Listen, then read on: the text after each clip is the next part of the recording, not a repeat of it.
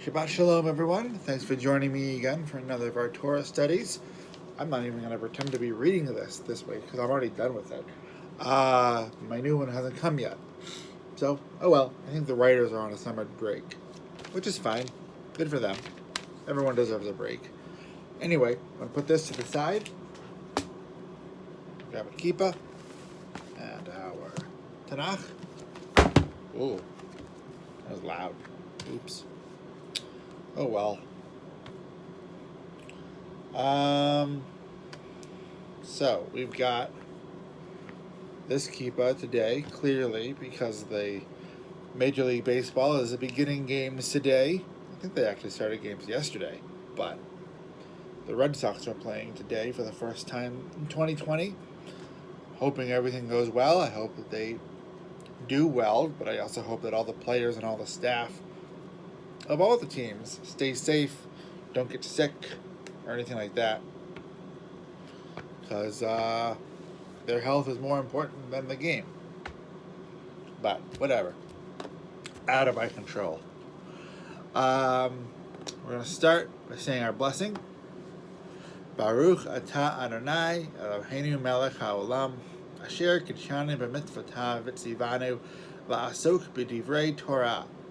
Blessed are you, Adonai our God, sovereign of the universe, who hallows us with mitzvot, commanding us to engage with words of Torah.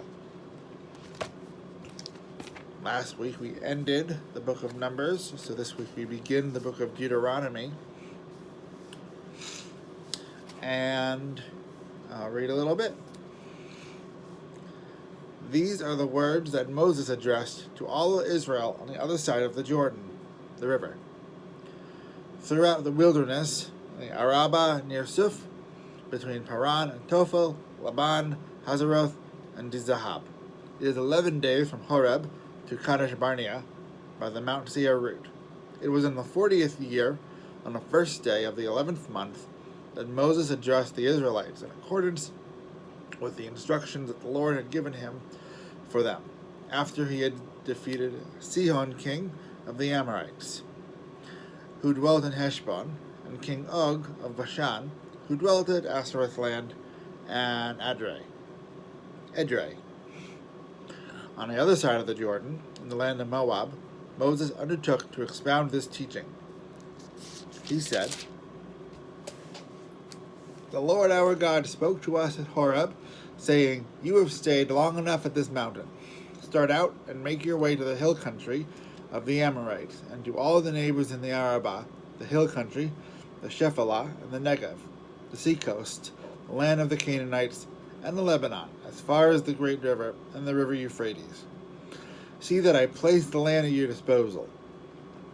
Go, take possession of the land that the Lord swore to your fathers, Abraham, Isaac, and Jacob, to assign to them and to their heirs after them.'" It's a lot of review. It's a lot of the story that the Torah has already told and that most of us already know, which is that the Israelites showed up and they had to fight their way to get to Israel. They had to fight their way once they got into the land of Israel.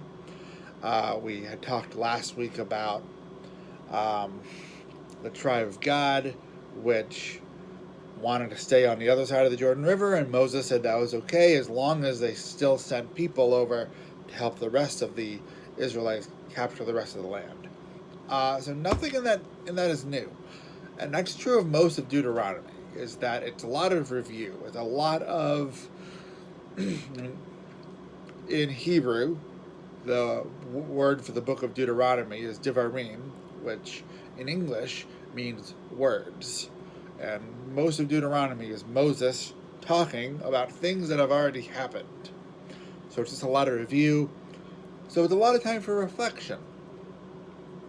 And that's something that's useful to us really whenever we make a big step. The Israelites have come to the land of Canaan to take it. But they've made it there. And they were slaves in Egypt earlier. So it's good for them to take a moment to reflect, even though they still have ways to go. And I'm sure that there are lots of ways that can be applied to your life. It can be applied to my life, all in these very individual ways. So it's not really I'm not going to kind of parse out all the different examples, but there are a lot of ways that we can look back and say, oh, we came really far. We still got stuff to do. We still got places to go. But we're going to take a moment. We're going to take some time. We're going to appreciate where we're coming from and that we made it here. Maybe refocus our goals, hone our goal a little bit. But ultimately, we're going to keep going. And we're going to reflect. So hopefully that sticks with you in some way. It's always good to find some time and some reason. Sorry, hang on. Find some reason, some way to reflect on things so that you can move forward with some really good intention, and you can move forward keeping in mind what came before. Because if you're just moving without taking a pause, then you risk focusing on the moving and not focusing on your actual journey and the goal. So, find some Debbie Friedman. Let's listen to some Misha Berach. Remember, this is a prayer for healing, so if you know anyone who's sick, maybe they're actually sick of coronavirus, maybe they are sick of the pandemic, maybe they are just sick of being at home. There are a lot of things that people can get healing from, and it is a good time to think about those people. Maybe it's you yourself who are getting tired of things and struggling with it. There it is. So, when's a good time to stream Peacock? we got an ad to get through, of course. Saturday morning, Sunday afternoon, after bedtime. Here we go. Take these 2 minutes to reflect.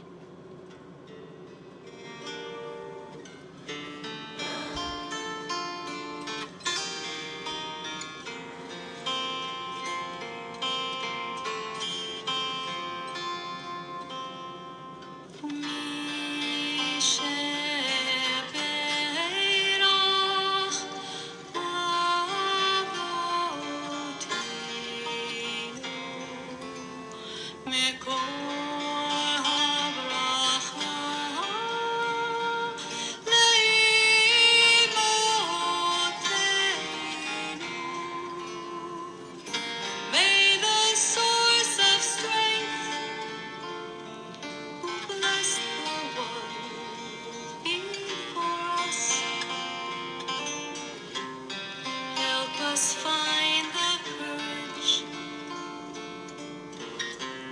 to make our lives a blessing, and let us say Amen.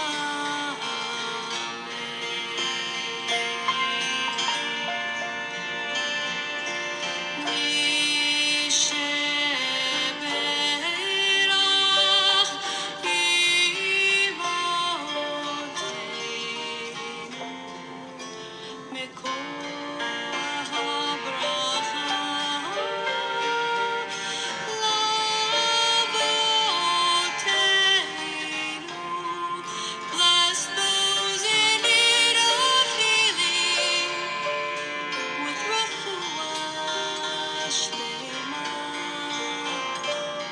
the renewal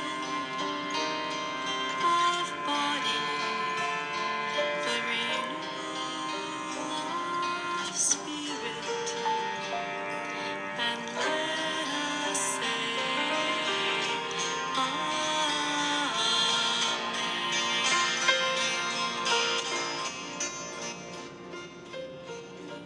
Okay, so that's it for this week's study. If you have any question about the portion or about anything else, feel free to email me at the Jewish Life email address.